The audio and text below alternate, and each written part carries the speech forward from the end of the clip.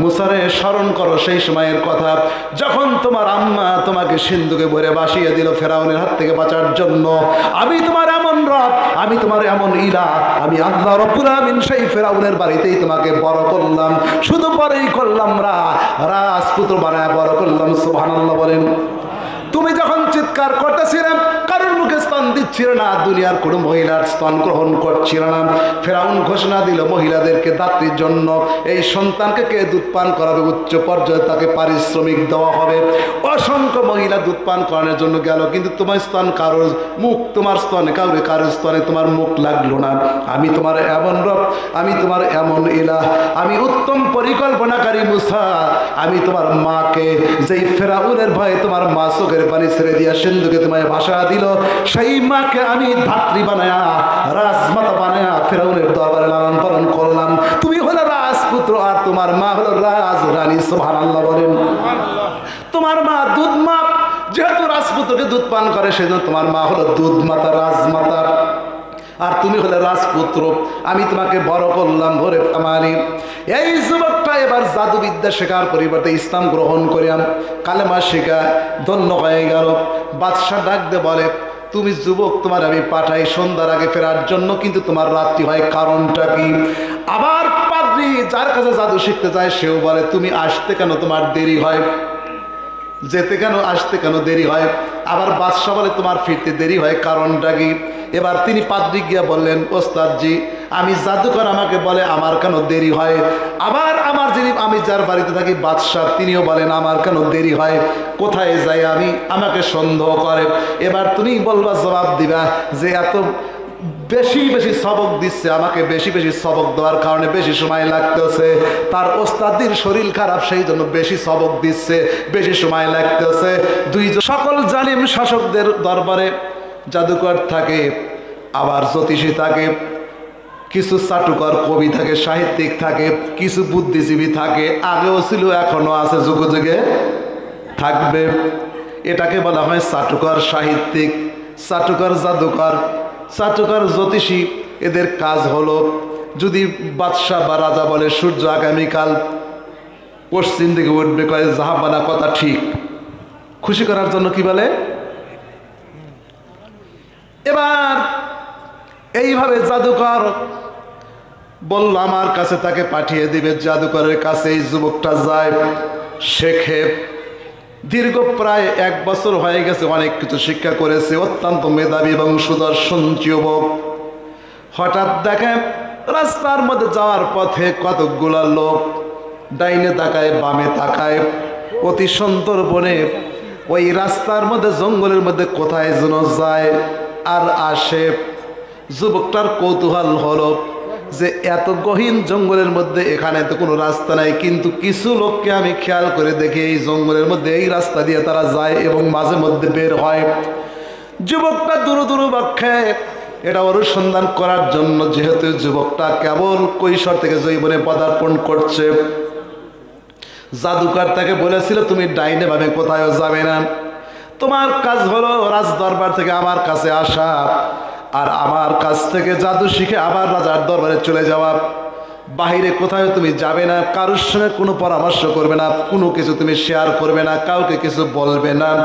তোমার একটাই কাজ, তোমারে আমি দীক্ষা দেব, এখন অপ্রতিরোধ তোমাকে অশুভ জ্ঞান দিয়ে যাব। তোমার উপরে গোটা রাজত্বের মধ্যে কোনো বড় যেন জাদুকর অশুভ শক্তি তৈরি না হয়। এই যুবকটা যখন দেখে রাস্তার মধ্যে লোকজন জঙ্গলের ভিতর, গভীর জঙ্গলের মধ্যে কোথায় যেন যায়, একদিন পিছনে পিছনে রওনা দিল। যায় দেখে একটা ছোট্ট কুড়ে ঘর, সেই কুড়ে ঘরের মধ্যে একজন লোক, দাড়িগুলা সাদা, মাথায় পাগড়ি, গায়ে তার জুব্বা, সুন্দর বরাবর চেহারা, নূরের চেহারা। সেই লোকটার কাছে কিছু লোক যায়, কিছু কথা কানে কানে ফিসফিস করে বলে। এই যুবকটা ভাবলো এই গভীর জঙ্গলে এখানে তাকে কে তাকে খাবার দেয়, লোকজন নেই, আশেপাশে ঘর নাই, বাড়ি নেই। আস্তানা দেখে আসলো। যুবকটার মনের মধ্যে কৌতূহল। ওই একদিন যুবকটা সেখানে চলে গেল, যাওয়ার পরে লোকজন যখন বের হয়ে চলে গেছে, এই যুবকটা তখন সেই বৃদ্ধ আল্লাহর বান্দার কাছে চলে গেল। আল্লাহর যেই বান্দার কাছে চলে গেছে সেই বান্দা হলো একজন খ্রিস্টান পাগড়ি, বলেন পাদ্রী সুবহানাল্লাহ। এই খ্রিস্টান পাগড়ি আস্তিক ইমানদার পাদ্রীর কাছে যাওয়ার পরে বলল, যুবককে তুমি? বলে, আমি অমক বাদশার দরবারে আমি থাকি, জাদুবিদ্যার শিক্ষা করি, আমার ওস্তাদ হলো অমক। এখানে কেন আসছো? আমি দেখলাম রাস্তার মধ্যে কিছু লোক আপনার দিকে এদিকে আসে আর বের হয়, আমার কৌতূহল হলো, অনুসন্ধিৎস মন নিয়ে আমি আপনার পিছু পিছু রাস্তার পিছনে রওনা দিলাম। খেয়াল করে দেখি কুড়েঘাটটা আমি পেয়ে গেলাম। আমার মনে হলো নিশ্চয়ই এখানে এমন কিছু জিনিস শেখানো হয় যেটা গোপন প্রকাশ পেলে যেটা সমস্যা হবে। এবার পাদ্রী বলল, তুমি যে জাদুবিদ্যা শিক্ষা করো, এই জাদুবিদ্যা শিক্ষা করা ইসলামে এটা নিষিদ্ধ। জাদুর কারণে স্বামী স্ত্রী বিচ্ছেদ হয়ে যায়, জাদুর কারণে ভাই ভাই বিচ্ছেদ হয়ে যায়, জাদুর কারণে সত্য মিথ্যা হয়ে যায়, মিথ্যা সত্য হয়ে যায়। জাদু শুধু মানুষের অকল্যাণ করে। আর ইসলামের দৃষ্টিতে 7 শ্রেণীর দোয়া কবুল হয় না, মানুষের দোয়া কবুল হয় না। তার মধ্যে একদল যারা জাদুবিদ্যায় অভ্যস্ত, জাদু প্রয়োগ করে, খাঁটি তওবা না বললে তাদের কোনো দোয়া কবুল করা হবে না। সুতরাং তুমি যে জাদুকরের জাদু শিখতেছ আর যার অধীনে তুমি থাকো, সে নিজেকে রব এবং খোদা বলে নিজেকে দাবি করেছে, কিন্তু আসমান জমিনের যিনি মালিক তিনি হলেন আমাদের রব। জোরে বলেন সুবহানাল্লাহ।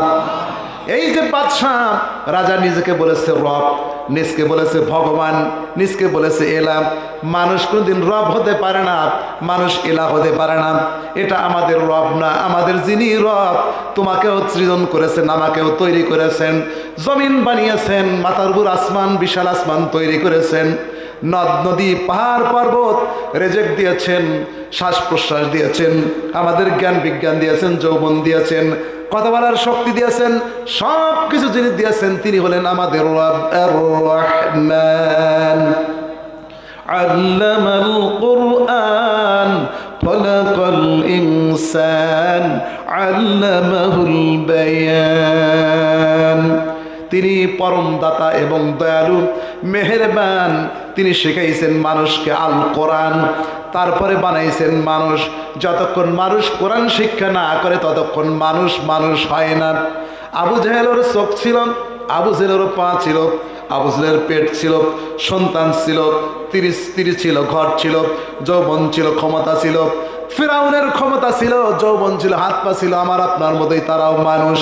কিন্তু এই ফিরাউন, আবু জেহেল, নমরুদ, হামান, সাদ্দাত, ওরা আমার আল্লাহর কোরআন শেখে নাই, আল্লাহর কোরআনের বিরুদ্ধে চারণ করেছেন। ওয়াকালাল্লাযীনা কাফারু লা তাসমাউ লিহাযাল কুরআন ওয়ালগাউ ফীহি লাআল্লাকুম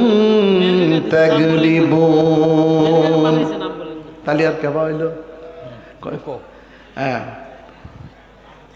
গোপনে গোপনে কালমা পড়ায় ধন্য করল, লা ইলাহা ইল্লাল্লাহ ঈসা রূহুল্লাহ। চলে গেল, আল্লাহু আকবার। আল্লাহর পয়গম্বর ঈসা আলাইহিস সালাম দুনিয়া থেকে বিদায় নিয়া আল্লাহ তাকে আসমানে উঠায় নিয়েছেন জীবিত অবস্থায়। কিয়ামতের 7 বছর মতান্তরে 9 বছর আগে আবার দুনিয়াতে আসবেন। এটা কিয়ামতের 10টা বড় আলামতের একটা আলামত। আল্লাহর পয়গম্বর ঈসা আলাইহিস সালাম দুনিয়াতে আসবেন দামেস্কের মধ্যে। 2 জন ফেরেশতার কাঁধে বাদ দিয়ে তিনি আসরের নামাজের ইমামতি করবেন। এটা কিয়ামতের 10টা আলামতের একটি আলামত।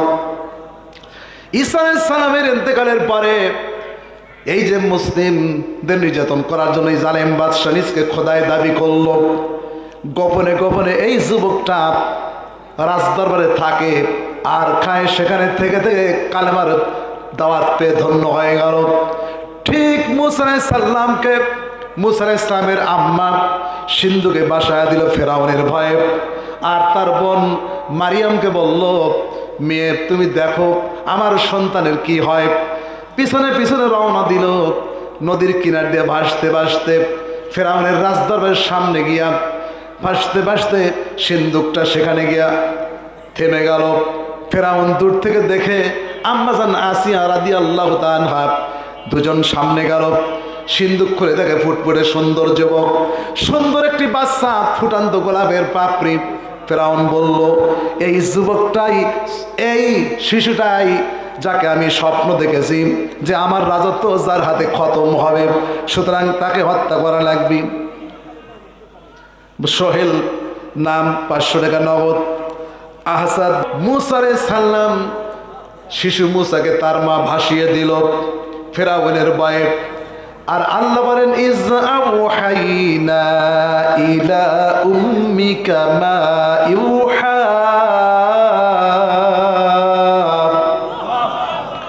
বিভিন্ন কসম করে, কিন্তু আল্লাহ পাক মহাসত্যবাদী। আমা নাস্তাকু মিনাল্লাহি কিলা, আল্লাহ বলেন তার চাইতে মহাসত্যবাদী আর কে আছে। তো আল্লাহ পাক আসমানের কসম করেছেন যে আসমান বুরুজ বিশিষ্ট। এই বুরুজ বলা হয় আসমানের যত হেভেনলি বডিজ আছে, মহাকাশ সম্পর্কিত যত আসমান, মহাকাশ সম্পর্কিত যত গ্রহ, গ্রহাণু, উপগ্রহ, comet, satellite, nebular, quasar, pulsar, Milky Way, galaxy, black hole, যত মহাকাশের স্তর আছে, এই সব heavenly bodies, constellation, star, satellite যা আছে সকল কিছুকে বুরুজ বলা হয়েছে। কারণ আল্লাহ পাক আসমানে এইগুলো দিয়ে আসমান তৈরি করেছেন। সুবহানাল্লাহ ওয়া বিহামদিহি। আসমানে এমনও তারকা আছে যে একটি তারকার উপরে যদি কথা বলা যায়, যে তারকাটি বৈজ্ঞানিকরা আজও পর্যন্ত এ ব্যাপারে সঠিক জ্ঞান তারা অর্জন করতে পারেনি, কিন্তু গবেষণা করতেছে এই তারকা সম্পর্কে। চন্দ্রের গবেষণা করতেছে, চাঁদে যাওয়ার জন্য ভারত তার নভোযান পাঠালো, ঠিক চন্দ্রপৃষ্ঠের কাছে যাওয়ার পর ওটা বিধ্বস্ত হলো। তারপর রাশিয়া, আমেরিকা, চায়না তারা সেখানে গিয়েছে, সামান্য কিছু দেখেছে, কিছু নমুনা সংগ্রহ করেছে। কিন্তু আল্লাহ পাক কোটি কোটি বছর আগে চন্দ্র তৈরি করেছেন, আর সূর্যটা বিজয় করা এখনো সম্ভব হয় নাই। তো আসমানের মধ্যে এই যে চন্দ্র, সূর্য, আরও যে তারকা পুঞ্জ আছে, এই সব কিছুকে বুরুজ বলা হয়। আল্লাহ এর একটু অনার্থক তৈরি করেন নাই। আর গোটা পৃথিবীর মানুষ সমস্ত জ্ঞান বিজ্ঞান অর্জন করে আসমানের তারকা তৈরি করা তো দূরের কথা, মাটির নিচে যে বালু পড়ে থাকে, জুতার নিচে যে বালু পড়ে থাকে, সে একটি বালুও তারা তৈরি করতে পারবে না। আল্লাহ বলেন, ইয়া আইয়ুহান নাস দুরিবা মাসালুন ফাসতামিউ লাহু ইন্নাল্লাযীনা তাদউনা মিন দুনিল্লাহি লা ইয়াখলুকু যুবাবা। হে দুনিয়ার মানুষ, তোমরা যদি সব একত্রিত হয়ে যাও, সারা পৃথিবীতে যত গবেষণা আছে, সকল কারখানা, সকল গবেষণাগারে সকল প্রাজ্ঞ বিজ্ঞ মহাজ্ঞানীরা একত্রিত হয়ে সায়েন্টিফিক মেথড অ্যাপ্লাই করে, উপকরণাদি প্রয়োগ করে কিয়ামত পর্যন্ত যে চেষ্টা করো, লা ইয়াখলুকু যুবাবান, তোমরা একটি মাছিও তৈরি করতে পারবে না। আল্লাহ বলেছেন যে দুনিয়ার মানুষ একটা মাছিও তৈরি করতে পারবে না। এমনকি ওয়াইয়াসলুবহুমুজ যুবাবু শাইয়া, মাছি যদি কোনো কিছু ছিনিয়ে নেয়, কোনো খাবার অথবা আমাদের কাছে কোনো জিনিস ছিনিয়ে নেয়, উড়ে চলে যাচ্ছে মাছি, মাছির কাছ থেকে আমরা সেটা ফিরিয়ে নিয়ে আসবো, ছিনিয়ে নিয়ে আসবো, সে শক্তি আমাদের দউফাত তালিব ওয়াল মাতলুব। এই হচ্ছে বার্নিং ইলাস্ট্রেশন অফ হিউম্যান পাওয়ার। এটা হচ্ছে মানুষের অবস্থা। আর আল্লাহ মহাজ্ঞানী, মহাশক্তিদার, মহাসত্যবাদী। তিনি বলেছেন যে মহাকাশের শপথ, যেই মহাকাশের মধ্যে বুরুজ ওয়ালা মহাকাশের তিনি শপথ করেছেন। আর ওয়াদা দিবসের শপথ, ওয়াদা হচ্ছে কিয়ামতের শপথ। বলুন সুবহানাল্লাহ। এক বাদশা ছিলেন, সেই বাদশা জালেম এক বাদশা ছিল। তো জালেম বাদশার দরবারে একজন বড় জাদুকর থাকত। ওই সমাজে তার সে বড় জাদুকর আর ছিল না। তো সেই বড় জাদুকর প্রায় 200 বছর বয়স হয়ে গেছে। তো জাদুকর একদিন বাদশাকে বলল বাদশাহ, আমি তো মৃত্যুর পথের যাত্রী, অত্যন্ত মুমূর্ষু হয়ে পড়ছি, যে কোনো সময় মারা যাব, বয়স হয়ে গেছে। তো আমার যে বিদ্যা